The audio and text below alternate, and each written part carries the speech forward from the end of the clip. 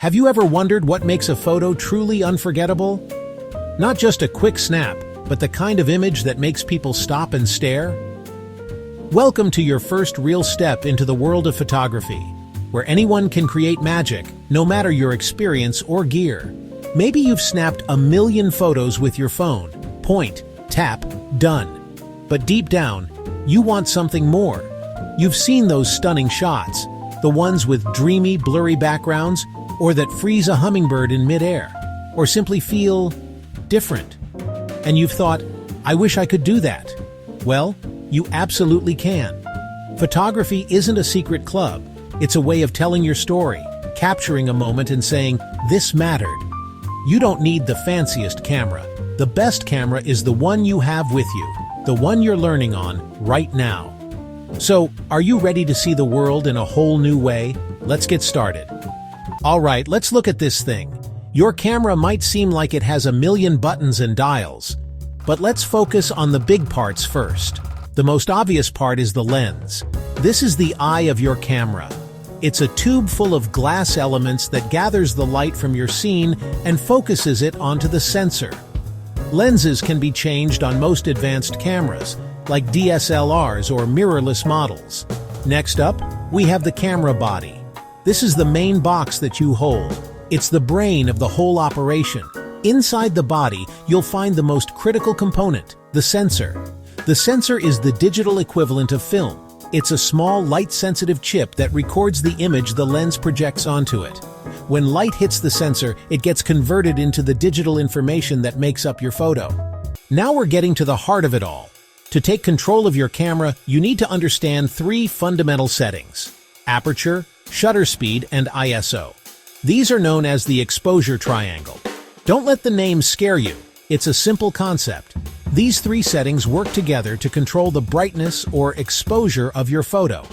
Think of them as 3 taps controlling the flow of water into a bucket. You can open one tap a lot or open all 3 a little bit. Either way, you're controlling how much water gets in. In photography, we're not collecting water, we're collecting light. Let's zoom in on aperture because it's often the setting that gives beginners the most creative power. Aperture is measured in what we call f-stops, and you'll see them written as f1.8, f4, f11, and so on. Now here's the one tricky part you need to remember. It's backward. A small f number, like f1.8, means a large or wide open aperture. This lets in a ton of light and gives you that creamy, blurry background. A large f number, like f16, means a small or narrow aperture. This lets in very little light and keeps almost everything in your scene sharp and in focus. Now, let's talk about controlling time. That's what shutter speed is all about. It's the duration your camera's sensor is exposed to light. This setting has a huge impact on how motion is captured in your photograph. A fast shutter speed acts like a blink of an eye, freezing a moment perfectly in time. We're talking speeds like 1/500th of a second, 1/1000th of a second, or even faster. This is your go-to setting for anything that's moving quickly. Think about sports photography. You want to capture the athlete in a sharp, dynamic pose, not as a blurry streak. A fast shutter speed is essential for freezing the action and getting those crisp, clear shots. What about a slow shutter speed? This is where things get really creative.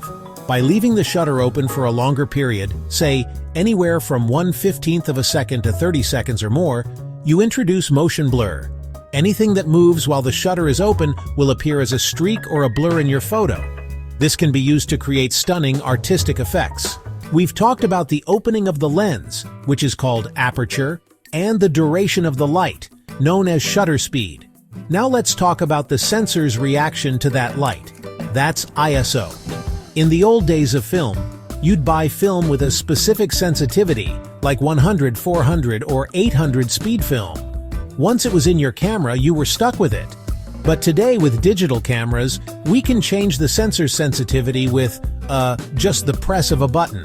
This setting is your secret weapon for shooting in tricky lighting situations, especially when it gets dark. Your camera's base ISO is the lowest number it can go to, usually ISO 100 or 200, because it gives you the absolute best image quality.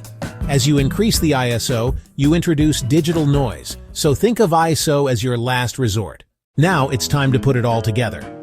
Aperture, shutter speed, and ISO don't exist in a vacuum. They are constantly in a delicate dance with each other, and this relationship is the exposure triangle. A change in one setting will require a change in one of the others to maintain the same level of brightness or exposure. Let's walk through a real-world scenario. Imagine you're taking a portrait of a friend outside. You start with these settings: ISO 100, shutter speed 1/250 seconds, and aperture f8. The photo looks okay, but the background is a bit distracting. You decide you want that blurry background effect.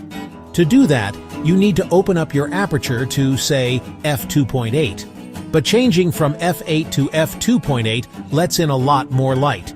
If you don't change anything else, your photo will be completely white and overexposed. You have to balance the triangle. The result? A perfectly exposed portrait with a beautifully blurred background, all because you understood how to balance the settings. Knowing how your camera works is only half the battle. A technically perfect photo can still be boring. The other half is composition, how you arrange the elements within your frame. The most famous and useful compositional guideline is the rule of thirds. Imagine your frame is divided into 9 equal squares by 2 horizontal and 2 vertical lines.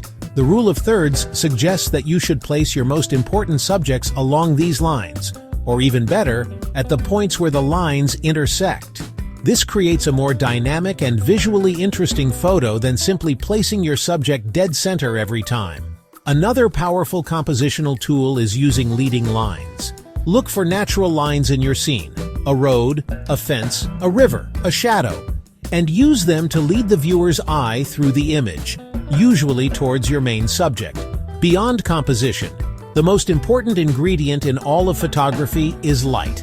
The best light often happens during the golden hour, the first hour after sunrise and the last hour before sunset.